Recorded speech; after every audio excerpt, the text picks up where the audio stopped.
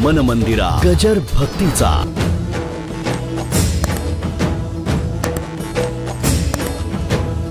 विश्वाचा जो अधिपती आहे तो असा सिंहासनाधिष्ठित आहे.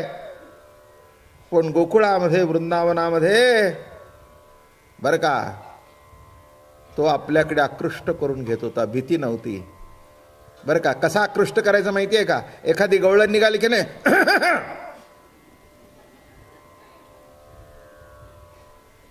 काय करायचा?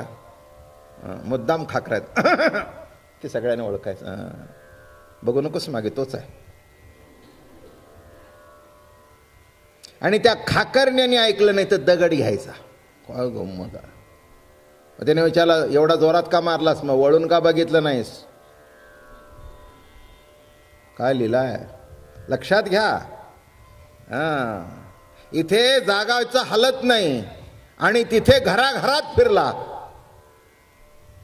माधुर्य रसाला प्राधान्य, प्रत्येक घराघरामध्ये फिरला. विश्वाचा अधिपती. काय कमी आहे? लोकांच्या घरामध्ये जाऊन लोण्याचे गोळे चोरून खाल्ले. त्या चोरून खाण्याचा हेतू एकच आहे, त्यांना आनंद मिळावा.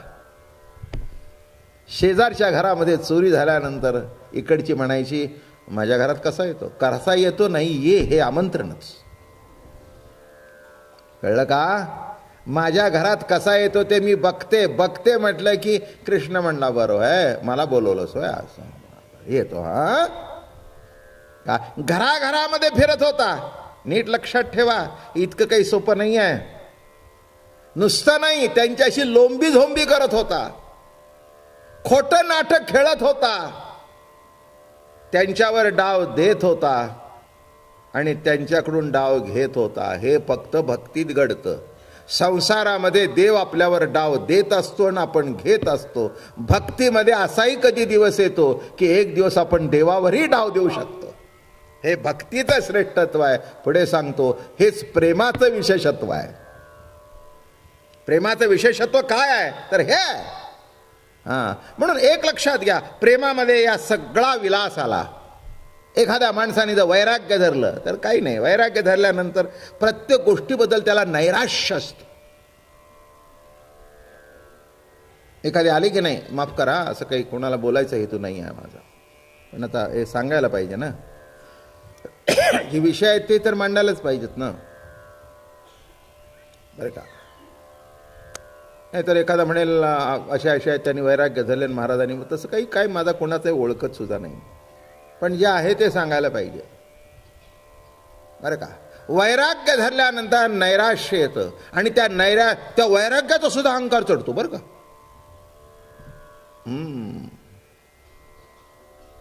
आम्ही कांदा खात नाही, आम्ही लसूण खात नाही, आम्ही कोणाच्या हातचं पाणी पित नाही, आम्ही आमच्या हाताने करून खातो, आम्हाला कोणाचं चालत नाही, याचा सुद्धा अहंकार होतो. नीट लक्षात घ्या. मी काही कोणावर हे म्हणत नाही, पण वस्तुस्थिती अशी आहे. कांदा खाणारा बिचारा कांदा खाऊन मोकळा होतो. तो कांदा खाल्ला हेही विसरतो. पण जो खात नाही ना तो सांगतो आमच्या जेवणाची व्यवस्थेमध्ये आम्ही कांदा खात नाही बरं का.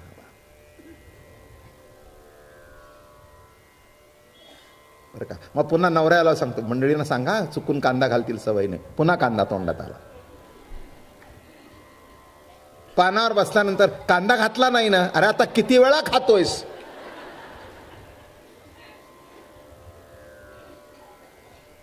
अहो जो खातो तो खाऊन मोकळा तरी होतो, हा सतत कांदा त्याच्या डोक्यात. अवघड. बरं आमच्या सावतोबा महाराजांना विचारलं, महाराज आपलं कसं काय? ते म्हणले कांदा मुळा भाजी अवघी विठाबाई अवघी विठाबाई भाजी. ते म्हणाले उलट कांदा चांगला असतो, कोलेस्ट्रॉल वाढत नाही. लसूण चांगला असतो, त्यांनी रक्त जे क्लॉट्स होतात ते होत नाही. तुमचं कोलेस्ट्रॉल नीट ठेवायचं असेल तर कांदा रोज जेवणामध्ये खावा. हे सांगण्याकरता आम्ही ऐकण्याकरता इथे आलोय काय?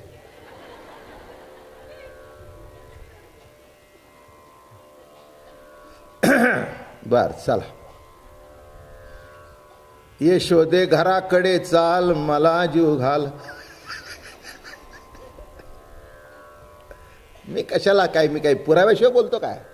तर मी ते तुम्हाला काढून दाखवीन. नामदेवरायचा अभंग आहे. ये शोधे घराकडे चाल मला जीव घाल, वांगे भाजून भरीत करी आणि वर कांद्याची कोशिंबिरी. अभी क्या करेंगे बोलो. मग एक बाबा महाराजाला खोटं ठरवा, नामदेव महाराजाला खोटं चलवा. चला ठरवा खोटं नामदेव महाराज.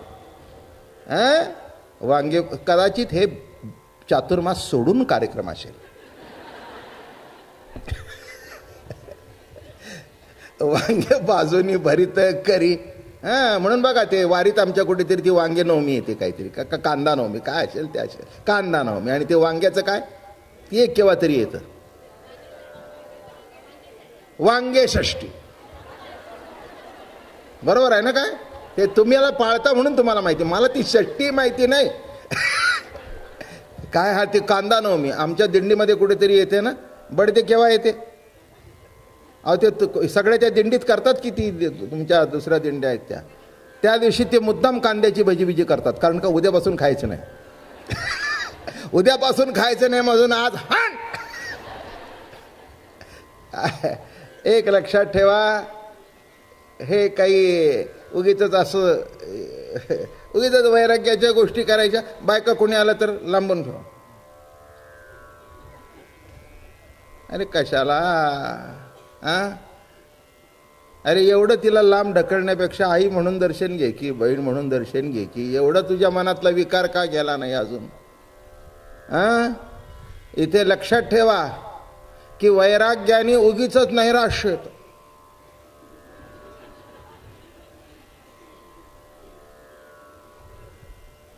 काय रे, बांगड्यांचा आवाज कोणाचा ऐकू येतोय? आत पाठवू नको, बाहेर ठेव. त्यांना म्हणावं बाहेरून दर्शन घ्या, आत यायचं नाही. आणि त्या आत इथे येऊन बसलीये त्याचं काय?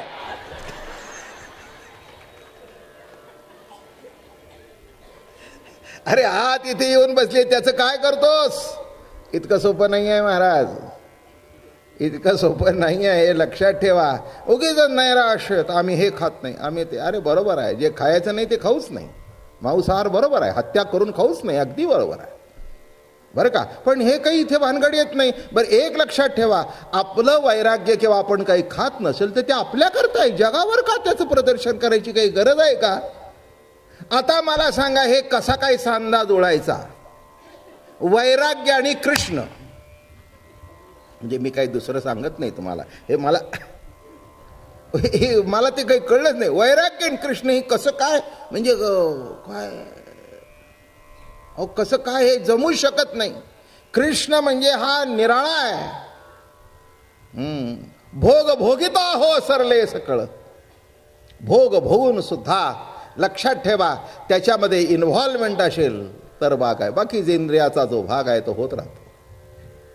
म्हणून ब्रह्मदेवानी सांगितलं, ज्ञानेश्वरी काढून बघा, इंद्रिया तेन कोंडी भोगा तेन सोडी, अभिमान संडी स्वाजातीचा, कुळधर्म चाळी विधी निषेध पाळी, मग सुखे तुझ सरळी दिले आहे. पर एकण परी मने वाचा देहे, जैसा जो व्यापार होय तो मी करीतोय ऐसे न म्हणे. झालं वैराग्य.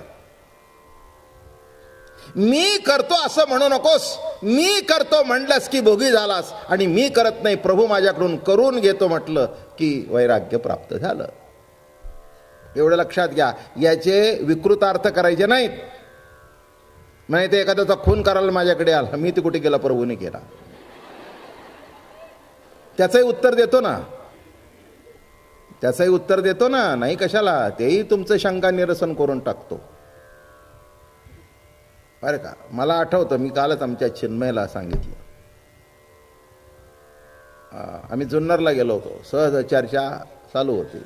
आमचे आप्पा महाराज होते आणि एक मनुष्य आला, म्हणाला सगळं प्रभू करतो, मग काही करावं का, काहीही करावं का? आप्पा म्हणला, हो सगळंच प्रभू करतो, काही करावं का? म्हणजे करा. नाही म्हणले, तुमच्या मनात काय येतंय? ती रस्त्याने बाई धरली, जाऊन तिचं पदर धरा म्हणले. नीट लक्षात ठेवा, काहीही करा, मी नाही म्हणत नाही, पण तिथल्या ज्याचा जो प्रसाद आहे तो घ्यायलाही तयार राहा ना. काय हा, देव करतो, पण प्रत्येक देवाचा प्रसाद ठरलेला आहे. दत्ताचा पेढाच, गणपतीचा मोदकच.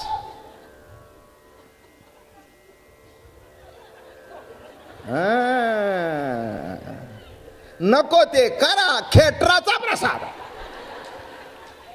मग म्हणू नका मारलं का, मारलं कसं, तोही देवाचा प्रसादच आहे सर. हा, म्हणून उगीच अशी तिरकी, मला विचारे आयुष्य गेले माझे त्याच्यात हे तिरकं सोडवण्यात. तेव्हा काहीही करा. आणि एक सांगतो, जो या विशिष्ट सर्व प्रभू माझ्याकडून करून घेतोय, या विशिष्ट लेवलला आल्यानंतर तो इकडे तिकडे जातच नाही. हा मुख्य मुद्दा आहे, हेही समजून घ्या.